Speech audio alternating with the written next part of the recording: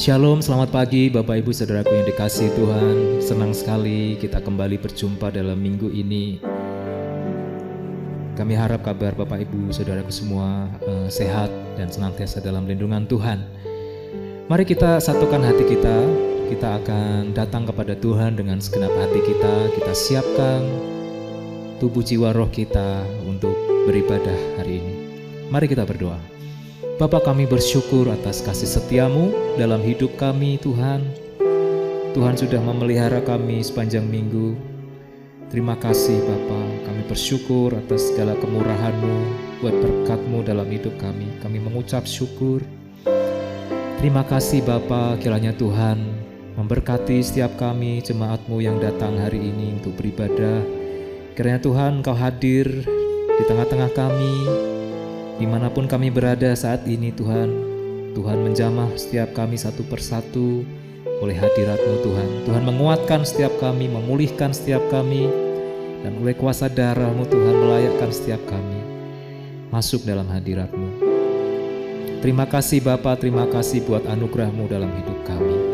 Hanya di dalam nama Tuhan Yesus Kristus kami siap memuji, mendengarkan firman-Mu. Haleluya. Amin. Tuhan, inilah hidup kami, biarlah kami menyerahkan hanya kepadamu saja Tuhan. Ampuni kami jikalau kami di hari-hari yang lalu menyerahkan hidup kami kepada hal-hal yang tidak benar.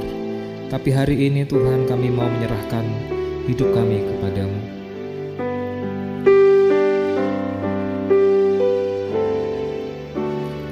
Tuhan, inilah hidupku.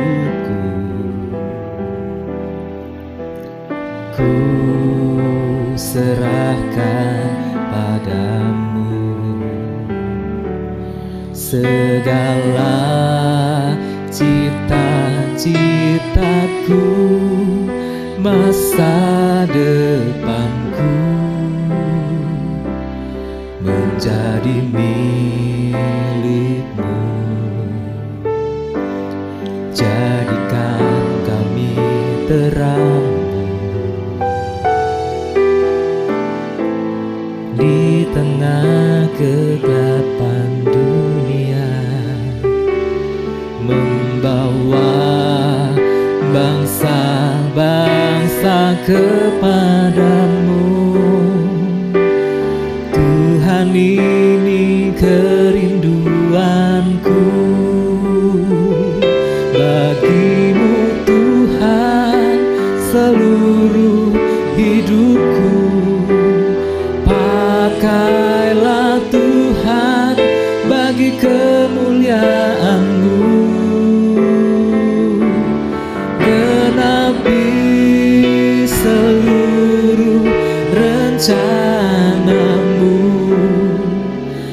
sampai bumi penuh kemuliaan-Mu. Inilah doa kami,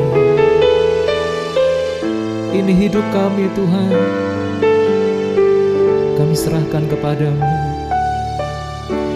Tuhan, inilah hidupku, ku serahkan kepadamu. Ku serahkan padamu segala cita-citaku, masa depanku menjadi milik-Mu. Jadikan kami terang di tengah kegelapan dunia, di tengah kegelapan dunia, membawa bangsa-bangsa kepadamu. Tuhan, ini kerinduanku bagimu Tuhan. Seluruh hidupku pakailah Tuhan bagi kemuliaan-Mu. Genapi seluruh rencana-Mu sampai bumi penuh kemuliaan-Mu.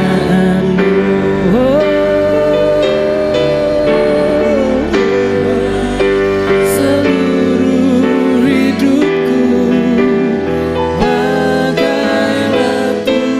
bumi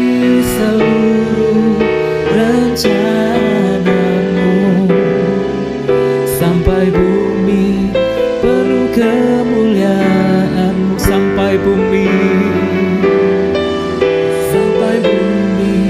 penuh kemuliaan-Mu, sampai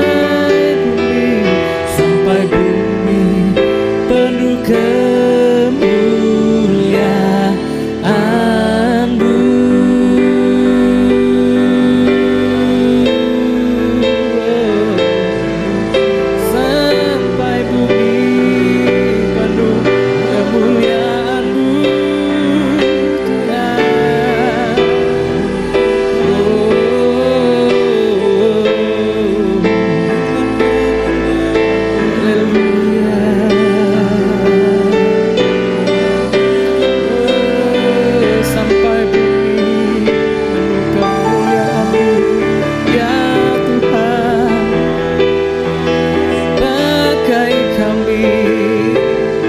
Jadikan kami terang-Mu yang menerangi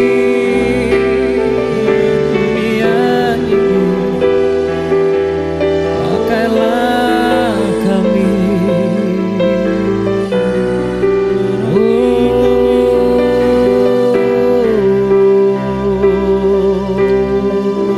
bagi-Mu Tuhan.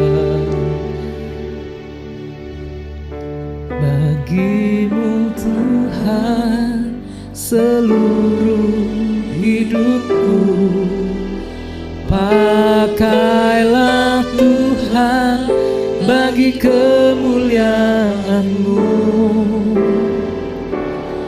Genapi seluruh rencana-Mu sampai bumi penuh kemuliaan-Mu. Bagi-Mu Tuhan seluruh hidupku, pakai setiap kami jemaat-Mu Tuhan. Ini hidup kami, genapi rencana-Mu, genapi seluruh rencana-Mu sampai bumi penuh kemuliaan.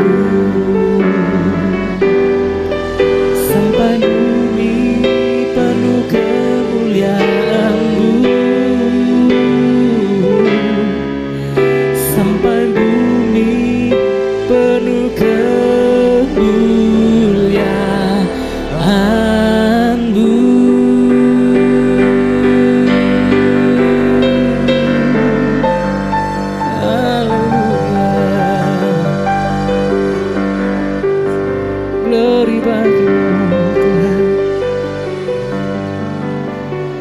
Terima kasih Tuhan.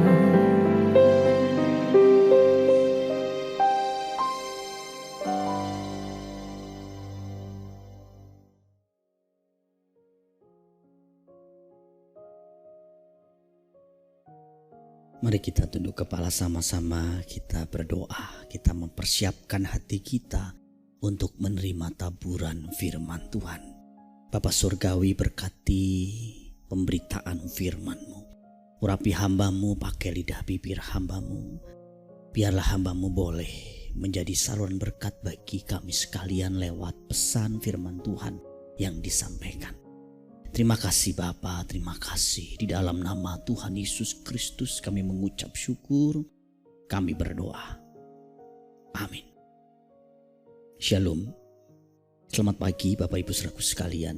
Saya mengajak Bapak Ibu Saudaraku sekalian membuka Alkitab kita sama-sama dalam 1 Korintus pasal 9 ayat 24 sampai dengan ayat 27. Tidak tahukah kamu bahwa dalam gelanggang pertandingan semua peserta turut berlari, tetapi bahwa hanya satu orang saja yang mendapat hadiah? Karena itu larilah begitu rupa sehingga kamu memperolehnya. Tiap-tiap orang yang turut mengambil bagian dalam pertandingan menguasai dirinya dalam segala hal. Mereka berbuat demikian untuk memperoleh satu mahkota yang fana, tetapi kita untuk memperoleh satu mahkota yang abadi. Sebab itu aku tidak berlari tanpa tujuan dan aku bukan petinju yang sembarangan saja memukul. Tetapi aku melatih tubuhku dan menguasainya seluruhnya supaya sesudah memberitakan Injil kepada orang lain, jangan aku sendiri ditolak. Bapak Ibu Saudaraku sekalian, sekarang kita sampai pada langkah yang keempat, bagaimana mencapai potensi maksimal kita, yaitu membuat target atau goal setting. Target atau goal setting adalah langkah yang kita buat sendiri sebagai panduan untuk kita bisa mencapai goal, target atau sasaran kita tersebut, baik secara spiritual maupun secara umum. Di dalam bagian atau langkah yang kedua pernah saya sharingkan bahwa menjadi kaya, menjadi terkenal, menjadi orang yang dianggap penting di tengah-tengah masyarakat, kemudian mencapai tujuan-tujuan tertentu secara politik, kita menjadi orang yang bisa dikatakan berpengaruh di masyarakat juga bukanlah tujuan utama Tuhan menciptakan kita. Termasuk menjadi pendeta, pengusaha, kemudian menjadi dokter, guru, atlet, artis. Semua itu juga bukan tujuan. Itu adalah alat kendaraan, panggilan untuk kita bisa memuliakan Tuhan. Tapi bukan tujuan akhir kita. Menjadi pendeta, menjadi pengusaha, sama-sama harus memuliakan Tuhan. Entah kita kaya atau kita miskin, terkenal atau tersingkir, kita tetap harus memuliakan Tuhan. Kata kuncinya itu. Entah keluarga kita ideal atau tidak, tetap kita harus memuliakan Tuhan. Tuhan mau tujuan akhir hidup kita pada akhirnya kita menjadi seperti Kristus. Itu tujuan akhir hidup kita. Dan untuk mencapai tujuan akhir tersebut dan juga mencapai target-target material maupun spiritual, kita tentu harus membuat langkah-langkah, upaya-upaya strategi untuk akhirnya kita bisa ditolong, dipandu untuk mencapai tujuan atau target tersebut. Kita juga bisa belajar dari Rasul Paulus. Lewat ayat-ayat tadi kita menemukan satu kebenaran yang berharga. Kebenaran yang penting sekali bagaimana Rasul Paulus juga memiliki tujuan, target, sasaran yang jelas di dalam hidupnya. Dia punya target-target yang harus dicapai dan juga langkah-langkah praktis yang kita bisa temukan di dalam ayat-ayat tersebut. Di sini kita bisa melihat Bapak Ibu Saudaraku sekalian apa yang Rasul Paulus lakukan. Bagaimana Rasul Paulus akhirnya bisa membuat target dan kemudian dia bisa mencapainya dengan hasil yang maksimal. Yang pertama, Yang perlu kita lakukan kalau kita belajar dari Rasul Paulus adalah pertama-tama kita harus menetapkan goal atau sasarannya. Apa yang Paulus tetapkan? Goal apa? Sasaran apa yang Paulus tetapkan? Secara spiritual sangat jelas sekali Paulus menekankan bahwa dia melakukan semuanya itu untuk memperoleh mahkota abadi. Dibandingkan dengan atlet tinju atau atlet lari yang fokusnya memperoleh mahkota duniawi. Sebagai orang Kristen tentu kita harus bekerja, harus belajar, harus melakukan tanggung jawab kita di masyarakat dengan sebaik mungkin, dan kita lakukan juga untuk memuliakan nama Tuhan. Tapi fokusnya bukan mencapai atau mendapatkan hal-hal material seperti misalnya kita punya gaji yang besar, rumah, kendaraan, kita jadi orang yang terkenal, dihormati banyak orang. Bukan itu tujuan atau targetnya. Sasarannya bukan ke sana. Kalau kita dapatkan itu, puji Tuhan. Nggak dapat, nggak apa-apa. Kaya, banyak duit, puji Tuhan. Pas-pasan, puji Tuhan.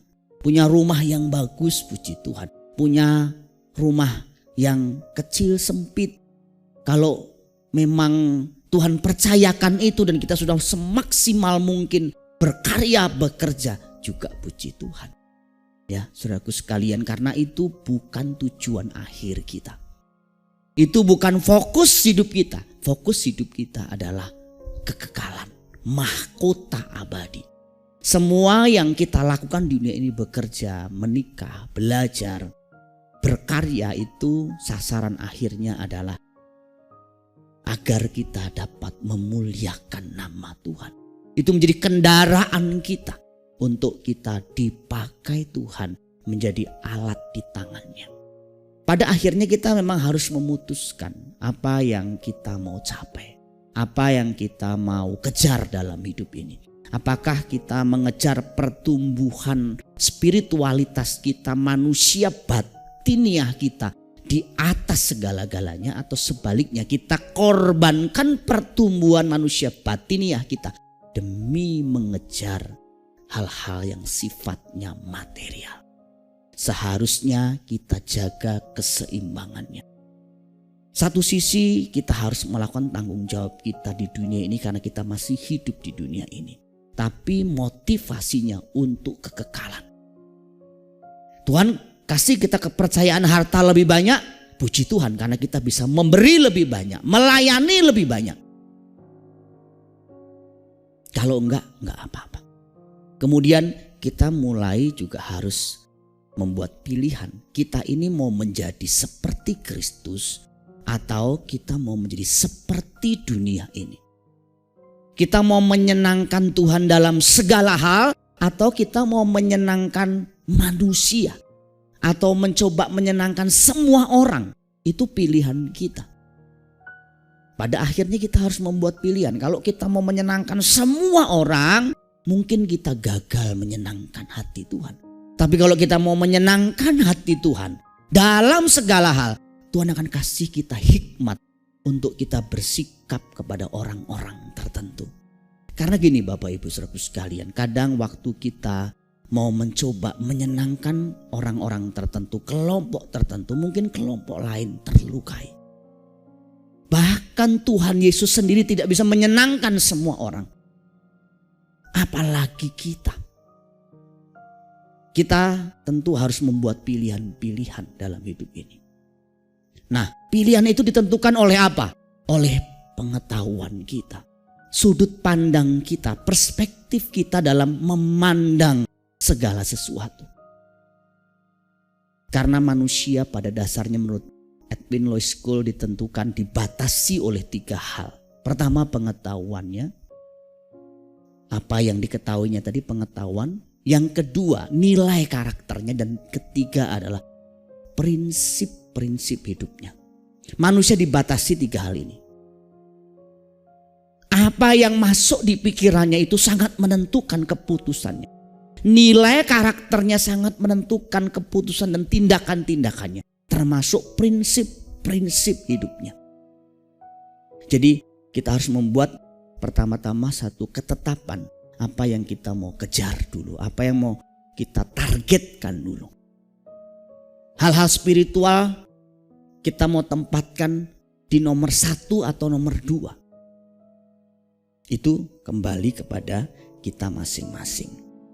Kemudian yang kedua, terarah, tidak asal-asalan. Rasul Paulus mengatakan ayat 24, karena itu larilah begitu rupa.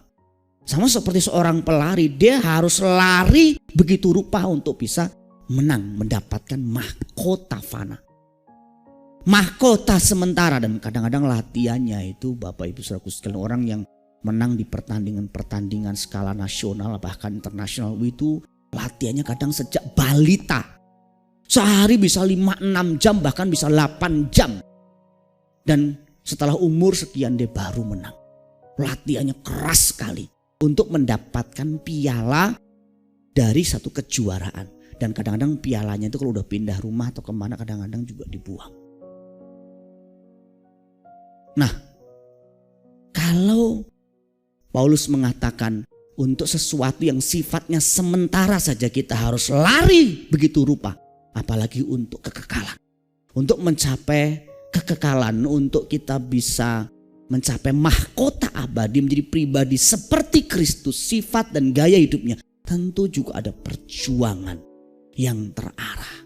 Kita bisa mulai dari hal-hal yang misalnya hal-hal yang sederhana. Tentu pertama bertobat dulu, terima Yesus sebagai Tuhan dan Juru Selamat. Mau menata kehidupannya, ya kan? Karena semua kan tentu harus ada metode, harus ada bimbingannya. Kalau pelari kan ada mentornya, ada coachnya, ada pelatihnya yang akan memandu dia. Secara spiritual kita juga seperti itu. Dalam bidang apapun sebenarnya kita perlu skill, perlu keterampilan khusus, dan kita perlu bantuan orang lain. Bukan hanya karena kita mau melakukan sesuatu terus bisa. Misalnya dokter itu kan bukan hanya karena dia mau nolong orang, ngobati orang terus langsung bisa melakukannya. Tentu harus ada pendidikannya, pelatihannya, magangnya, waktunya. Pelayanan juga seperti itu. Kalau kita mau melayani orang, mendoakan orang sakit, mendoakan orang kerasukan, melakukan pelayanan konseling, baptisan, perjamuan kudus, itu ada pendidikan, ada keterampilannya. Jadi gak asal-asalan, harus terarah sedemikian rupa, kata Rasul Paulus. Ayat 26 mengatakan, sebab aku tidak berlari tanpa tujuan dan aku bukan seperti petinju yang sembarangan memukul. Gak sembarangan, gak asal-asalan. Semuanya terarah sesuai dengan prosedurnya. Kalau kita mau menjadi seperti Kristus dalam sifatnya, dalam karakternya, pertama-tama tentu kita harus tahu sifat-sifat seperti Kristus itu yang seperti apa. Kemudian gaya hidup Kristus itu seperti apa. Baru kita belajar penerapannya seperti apa. Bagaimana latihan kesananya. Contoh misalnya sifat kasih, belas kasihan Kristus. Kita itu mungkin udah tahu, tapi penerapannya di lapangan gimana? Latihannya gimana? Dengan melayani orang, besuk, membantu orang. Itu kan latihannya begitu. Sampai kita nanti bisa mengadopsi sifat-sifat Kristus. Gaya hidup yang suka berdoa. Tentu kita harus tahu dulu berdoa secara Kristen itu gimana. Yang kedua, kalau kita mau mendoakan orang itu gimana? Tentu kan ada cara-caranya yang perlu kita latih. Perlu mentor juga untuk menolong kita. Jadi yang kedua yang perlu kita lakukan adalah terarah, tidak asal-asalan. Yang ketiga spesifik. Ayat 27 Rasul Paulus mengatakan, aku melatih tubuhku dan menguasai seluruhnya. Kalau misalnya kita mau punya target, goal secara material, ya kita kan punya yang spesifik. Misalnya kita gaji pada tahun depan berapa, 2 tahun lagi berapa kita alokasikan untuk apa, kan kita punya target-target. Demikian juga dengan spiritual tentunya. Baca Alkitab setahun minimal kelar 1 kali atau 2 tahun sekali baca Alkitab, Kejadian sampai Wahyu. Bukan Kejadian dan Wahyu ya, Kejadian sampai Wahyu kelar. Ikut pendalaman Alkitab dasar atau ikut kelas pembinaan basic. Kemudian meningkat lagi kelas pembinaan yang menengah, terus bertahap. Ibarat sekolah itu ada SD, ya kan, ada SMP-nya, ada SMA-nya, ada strata 1, S1, S2 dan seterusnya. Enggak tiba-tiba lompat. Makanya banyak orang tuh kadang-kadang kelihatannya tahu banyak, tapi enggak bisa praktek. Kenapa? Karena dia langsung lompat. Merasa dia tahu banyak, dia merasa ngerti banyak, tapi nggak bisa praktek karena nggak bisa. Sistemnya nggak boleh gitu. Semua itu harus melalui tahapan dan spesifik. Tadi kalau Paulus mengatakan melatih tubuhku dan menguasai seluruhnya, itu berarti spesifik. Misalnya tubuh kita ini kan kita mau mengembangkan buah roh penguasaan diri. Dalam bagian tubuh kita ada mata, ada telinga, ada lidah atau mulut, ada tangan, ada kaki. Itu bisa kita latih, kita kuasai. Mata hanya melihat hal-hal yang baik misalnya, gak mau menonton hal-hal yang najis. Telinga hanya mau mendengar hal-hal yang baik, gak mau dengar gosip-gosip. Mulut juga begitu, hanya mengucapkan kata-kata yang baik, yang membangun, yang menguatkan. Tangan kita hanya menyentuh, hanya melakukan hal-hal yang baik.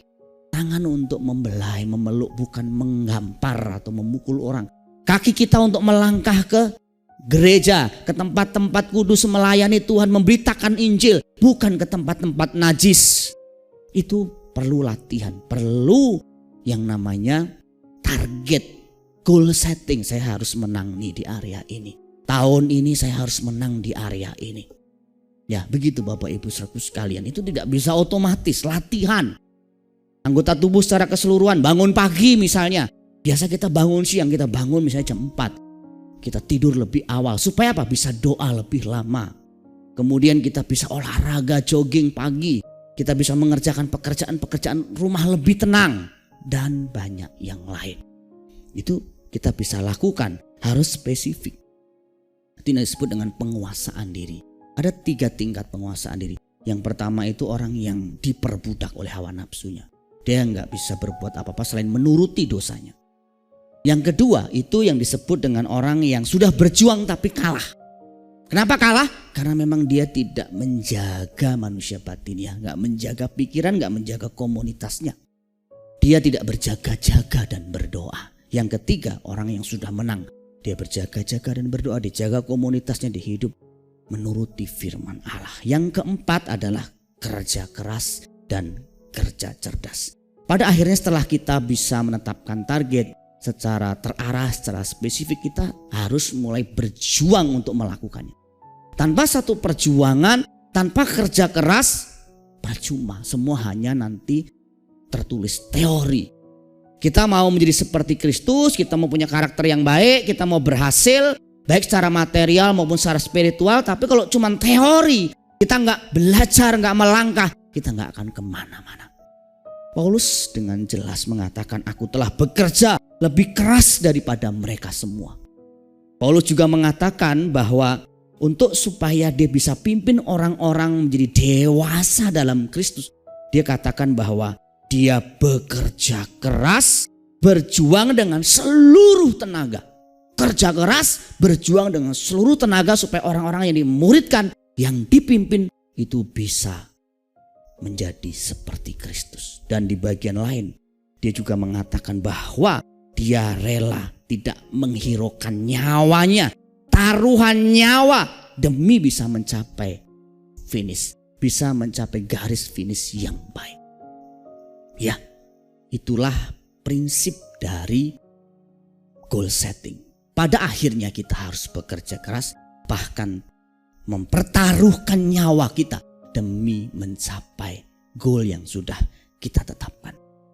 Jangan hanya mau enaknya saja Bapak Ibu saudaraku sekalian. Ada orang hanya mau enaknya saja, ngelihat orang diberkati, lihat orang dipakai Tuhan, senang. Dia mau seperti itu tapi gak mau bayar harganya. Apa yang sering kali kita lihat orang enak, dipakai Tuhan, punya sifat yang sabar, murah hati, penuh kasih, itu mungkin dia bayar harganya juga mahal sekali. Thomas Alva Edison pernah mengatakan jenius adalah 1% inspirasi dan 99% keringat atau kerja keras. Mari, kalau kita mau mencapai atau mendapatkan hasil yang maksimal, kita juga kerja maksimal, usaha maksimal, dan biarlah nama Tuhan dipermuliakan. Amin. Untuk firman Tuhan, kita berdoa bersama-sama. Kami mengucap syukur Bapa untuk berkat firman-Mu. Meteraikan firman-Mu dalam hati kami dan jadikan kami pelaku-pelaku firman yang baik. Di dalam nama Tuhan Yesus Kristus kami mengucap syukur, kami berdoa. Amin. Bapak Ibu Saudaraku sekalian, ada beberapa hal yang perlu saya sampaikan dan saya tekankan. Yang pertama, kita akan mulai doa pagi secara via Zoom, tapi juga sekaligus bisa kita lakukan dengan tatap muka atau onsite.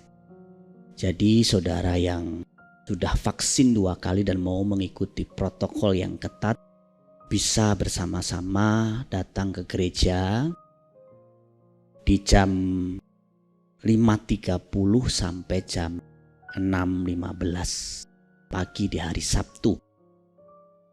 Kalau Bapak Ibu Saudaraku sekalian belum atau tidak bisa datang, bisa mengikuti via Zoom. Semua harus mengikuti protokol yang ketat ya. Tetap nanti selama di dalam doa bersama di gereja tersebut, kita diwajibkan untuk pakai masker, mengikuti protokol yang ditetapkan seperti cuci tangan, jaga jarak, dan seterusnya. Kemudian yang kedua, saya membuka kelas pembinaan bagi calon baptisan selam. Rekan-rekan yang rindu dibaptis secara selam bisa menghubungi Tua Bidang Pengajaran Agung dan Ristina dan mendaftarkan diri. Setelah pendaftaran nanti kurang lebih beberapa waktu kita akan kumpulkan dan kita akan mulai pembinaan nanti. Kurang lebih ada 12 sesi yang akan disampaikan untuk persiapan baptisan selam. Selain itu kita juga membuka kelas Save My Soul atau SMS modul 1 dengan PIC orangnya yang sama, Agung dan Nana, yang nanti akan mengkoordinir rekan-rekan yang akan mendaftar dan kita akan nanti melakukan kelas pembinaan iman dasar. Ini untuk iman Kristen dasar. Jadi saudara-saudara yang ingin belajar tentang pertobatan sejati, kelahiran baru, iman yang menyelamatkan, bagaimana mempertuhankan Kristus, dan hal-hal basic lainnya nanti bisa mengikuti kelas Save My Soul modul pertama ini. Bagi Bapak Ibu Saudaraku sekalian yang membutuhkan pelayanan konseling pastoral bisa menghubungi nomor HP yang tertera di layar. Dan kemudian kami akan melayani Bapak Ibu Saudaraku sekalian berdasarkan kebutuhan rohani Bapak Ibu sekalian. Dan yang terakhir, bagi saudara yang ingin mendukung pekerjaan Tuhan dengan memberi persembahan, Bapak Ibu dapat menyalurkannya ke nomor rekening yang juga ada dalam video di awal dan di akhir video ibadah ini. Itu saja yang perlu saya sampaikan Bapak Ibu Saudaraku sekalian. Saya berdoa Bapak Ibu semuanya sehat-sehat. Dan dimanapun Bapak Ibu berada tetap mengikuti protokol yang pemerintah tetapkan. Menjaga iman dan menjaga imunitas tubuh kita dengan baik. Kita semua boleh sehat dan boleh melayani Tuhan. Dan panjang umur. Itu saja yang perlu saya sampaikan. Kita akan menerima doa berkat sebelum kita mengakhiri seluruh rangkaian ibadah hari ini. Sekali lagi kita tunduk kepala sama-sama, kita berdoa. Bapa kami yang di surga, kami mengucap syukur, kami berterima kasih kepadamu untuk seluruh rangkaian ibadah yang boleh kami selenggarakan. Segala hormat pujian bagi Engkau, berkati rekan-rekan sahabat yang telah menyelenggarakan ibadah ini lewat rekaman, pujian penyembahan, tim musik, tim multimedia, hamba-Mu yang menyampaikan firman Tuhan, jemaat yang mengambil peran-peran yang lain, yang juga dengan setia memberikan persembahan mereka. Biarlah Engkau memberkati dan memperhitungkan semua jerih lelah mereka. Kalau sebentar kami mengakhiri ibadah ini dan kembali melakukan seluruh aktivitas kami, kiranya berkat anugerah-Mu turun atas kami sekalian. Jemaat yang dikasihi Tuhan, arahkan hatimu ke tangan tangan-Mu, terimalah berkat Tuhan. Tuhan memberkati engkau dan melindungi engkau. Tuhan menyinari engkau dengan wajah-Nya dan memberi engkau kasih karunia. Tuhan menghadapkan wajah-Nya kepadamu dan memberi engkau damai sejahtera. Berkat itu datang dari Allah Bapa kita di surga, kasih sayang dari Tuhan Yesus Kristus, serta pimpinan penyertaan Roh Kudus memimpin menyertai hidupmu. Mulai hari ini sampai Maranatha, Tuhan datang kedua kali menjemput kita sekalian dalam awan-awan permai. Sama-sama ini berkati, kita berkata, amin. Selamat pagi, Tuhan Yesus memberkati kita sekalian.